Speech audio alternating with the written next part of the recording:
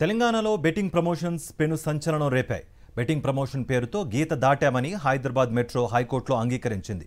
నిబంధనలకు విరుద్ధంగా మెట్రో రైల్లో నిషేధిత బెట్టింగ్ యాప్లు ప్రమోట్ చేసిన మాట వాస్తవమేనని ఒప్పుకుంది.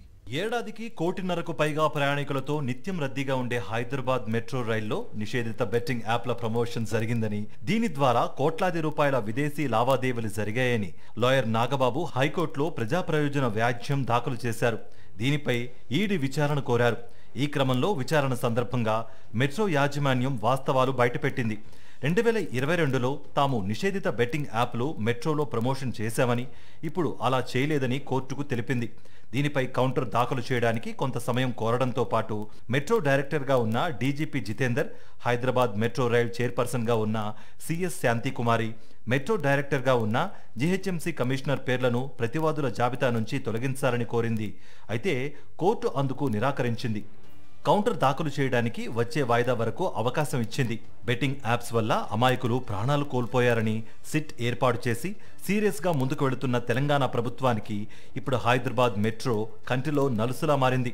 అందులోనూ డీజీపీ, సిఎస్, జీహెచ్ఎంసీ కమిషనర్ ప్రతివాదులుగా ఉండడంతో పాటు రేపో మాపో ఈడీ కూడా రంగంలోకి దిగే అవకాశాలు ఉండడంతో పనిలో పనిగా వీరిని కూడా సిట్ విచారణ చేసే అవకాశాలు దాదాపుగా ఉన్నాయి.